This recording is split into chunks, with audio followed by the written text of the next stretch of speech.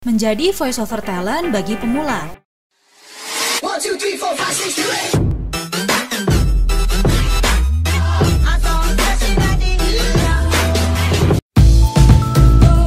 8. Hai semuanya, Yuliani lagi nih.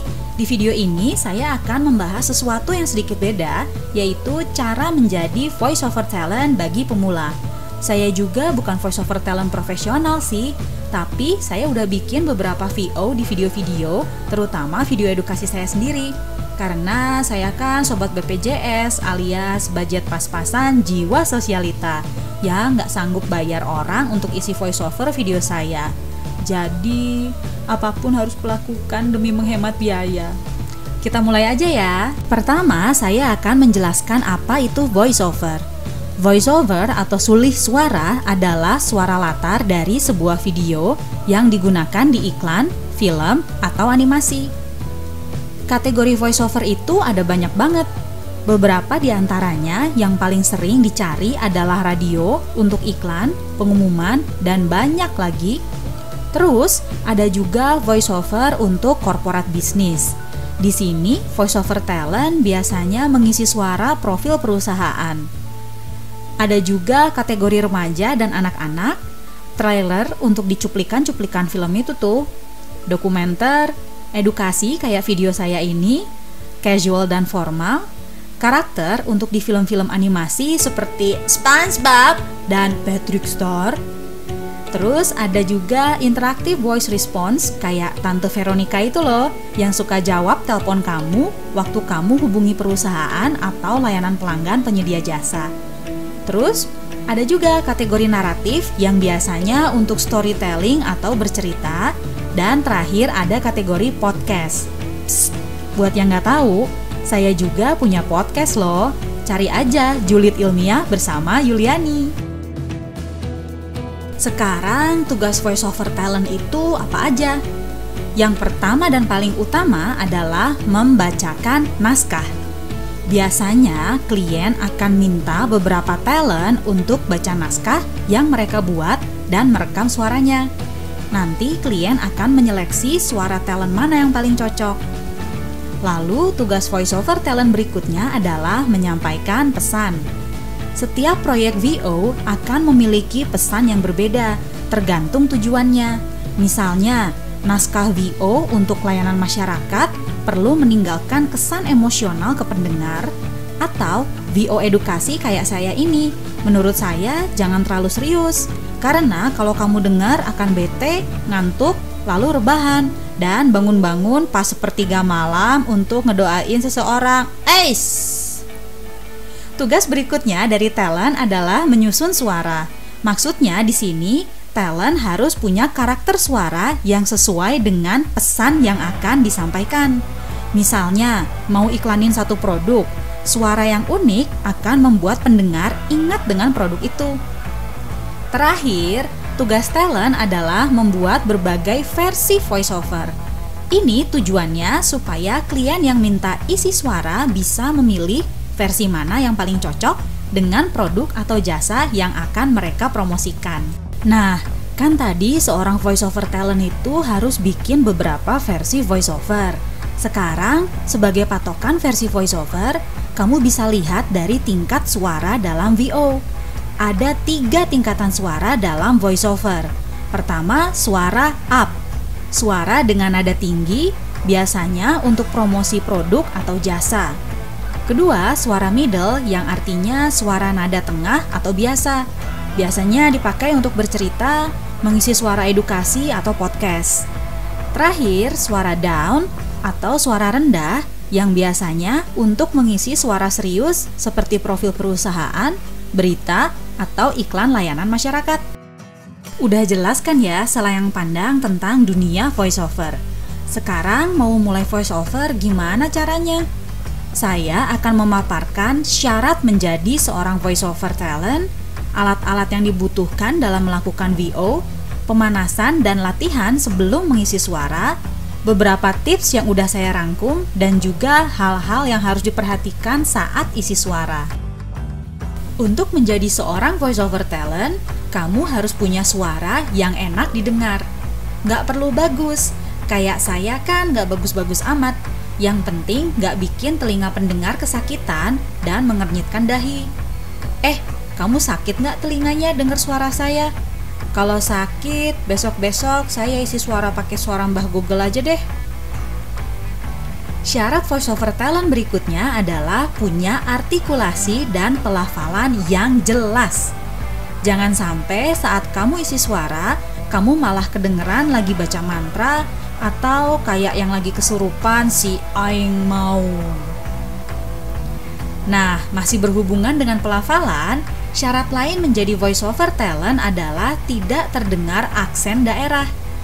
Kalau kamu ingin menjadi voiceover talent di tingkat nasional, apalagi internasional, harus banyak latihan untuk menyembunyikan aksen daerah kamu saat kamu isi suara. Misalnya, orang Sunda yang susah banget membedakan F dan P, harus banyak latihan baca dua suara itu sampai benar-benar lancar. Kata siapa orang Sunda sering tukar huruf F dan P? Itu fitnah. Syarat lain untuk jadi voiceover talent adalah memahami tempo saat bicara. Tahu kapan harus pakai tempo cepat, sedang, atau lambat. Terus, intonasi dan penekanan saat lagi baca naskah juga jadi syarat menjadi voiceover talent. Kalau kamu baca naskah dengan nada monoton, nanti kamu dikira robot. Please deh, Siri, Alexa, dan Google Assistant aja ngomongnya nggak monoton kan? Masa kita monoton? Masih berhubungan dengan suara, seorang voiceover talent harus bisa karakterisasi suara. Mau itu suara lucu, sedih, senang, sangar, kaget, dan banyak lagi. Pokoknya kalau kamu ingin jadi pengisi suara, kamu harus jadi drama queen atau king deh. Nah, syarat berikutnya untuk jadi pengisi suara adalah punya kulit badak, atau dalam istilah bahasa Sunda adalah kandel kulit seawak-awak, yang artinya nggak punya malu. Kenapa? Karena untuk menjiwai suatu naskah itu, kamu harus baca naskahnya sambil berekspresi. Saya juga kalau lagi baca naskah iseng rekam video sendiri. Lihat hasilnya bikin malu sih. Untung yang dibutuhkan hanya suara bukan video. Terakhir, ini syarat paling berat yang membuat banyak orang yang sedang mencoba jadi voiceover talent berhenti di tengah jalan. Kamu harus tekun, tabah, dan konsisten. Percayalah, satu naskah yang cuma berisi satu kalimat pun bisa berkali-kali rekam. Kalau belum ketemu tempo, intonasi, atau penekanan yang pas, mau nggak mau harus diulang.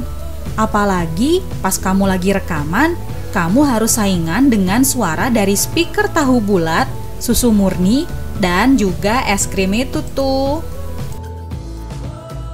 Kalau kamu ingin merekam suara kamu, alat apa aja yang kamu butuhkan? Pertama, kamu bisa rekam suara kamu dari smartphone. Smartphone zaman sekarang kan bagus banget kualitas mikrofonnya. Asal kamu pakai aplikasi rekam suara yang pas, merekam suara kamu dari HP juga udah cukup kok. Tapi jangan sampai ada noise ya. Alat lain yang kamu butuhkan adalah mikrofon. Kalau bisa jenis mikrofon kondenser, karena dapat menangkap suara secara detil dan utuh, termasuk suara dengan power yang kecil sekalipun. Harga mikrofon kondenser macam-macam, mulai dari 150 ribuan sampai 3 juta lebih. Sesuaikan dengan budget kamu ya, jangan maksain diri sendiri. Mikrofon ini bisa kamu sambungkan ke HP, laptop, atau komputer. Kalau kamu udah merekam suara kamu pasti ingin edit suara kamu. Misalnya nambahin treble atau bass, menaikkan volume, dan sebagainya. Kamu butuh aplikasi edit audio. Saya rekomendasi aplikasi Audacity yang user-friendly dan gratis. Kan saya sobat BPJS, jadi cari yang gratisan aja. Sekarang kita masuk ke bagian praktik nih. Sebelum kamu rekam suara kamu sangat disarankan, bahkan diwajibkan untuk pemanasan dan latihan. Ada beberapa cara pemanasan dan latihan yang bisa kamu lakukan. Pertama, kamu bisa pemanasan pakai teknik invisible gum chewing atau ngunyah permen karet tanpa permen karetnya.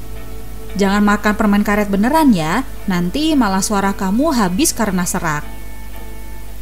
Pemanasan lainnya bisa dengan senam muka. Ada banyak banget video tentang senam muka di YouTube. Kamu cari aja yang paling cocok. Dengan senam muka, mulut kamu akan jadi fleksibel dan rileks saat membaca naskah. Terus, dengan senam muka, nanti kamu dapat keuntungan lebih, yaitu mukanya kencang dan awet muda. Plus-plus banget kan ya? Pemanasan berikutnya adalah mengatur nafas.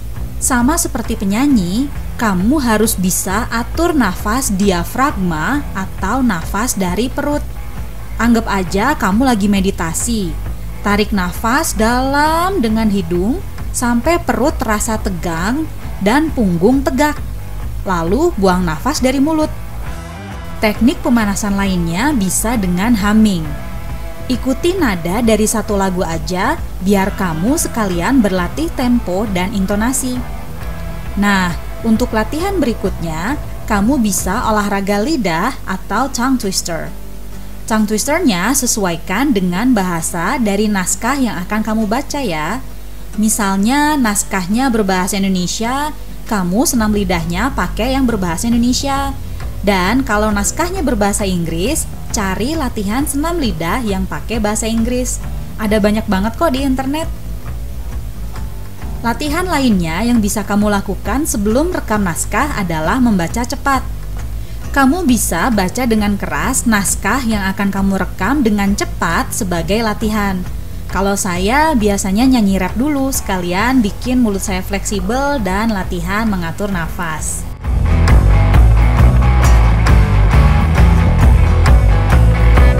Dua pembahasan terakhir adalah tips yang udah saya rangkum dan apa yang harus diperhatikan saat kamu isi suara. Pertama, tips dari beberapa sumber dan pengalaman saya, kamu harus baca dan pahami naskah sebelum merekam suara. Jangan sampai kamu salah nada, salah ekspresi, dan terbata-bata saat rekam suara. Tip kedua, kamu harus memasukkan jiwa ke dalam naskah. Caranya dengan pakai emosi saat kamu baca naskah. Ketiga, khususnya untuk kategori VO kasual, naratif, podcast, atau edukasi, anggap diri kamu sedang ngobrol dengan orang lain. Ini supaya intonasi yang kamu pakai nggak monoton dan terkesan kaku. Keempat, baca naskah sambil tersenyum, supaya kamu terdengar lebih ramah. Terakhir, gunakan intonasi dan tekanan yang sesuai di setiap kata dan kalimat. Penekanan di kata itu berguna untuk memberitahu pendengar hal yang perlu jadi fokus pendengar. Saat kamu memulai voiceover, perhatikan cara menginterpretasikan naskah, cara mengontrol mikrofon seperti jarak mikrofon dari mulut, dan mengambil nafas yang gak terdengar di mikrofon. Cara bernafas saat baca naskah supaya kamu gak kehabisan nafas juga perlu diperhatikan. Juga cara menghindari plosif atau letupan saat bicara di depan mikrofon. Nah, itu tadi perkenalan dan cara-cara memulai voiceover bagi pemula. Semoga apa yang saya jelaskan bisa bantu kamu memulai jadi voiceover talent. Ingat, jangan sampai kamu berhenti walaupun susah. Rehat dulu sejenak, lalu lanjut lagi saat mood kamu membaik. Segitu aja video dari saya. Jangan lupa like video ini dan subscribe to my channel. Dadah!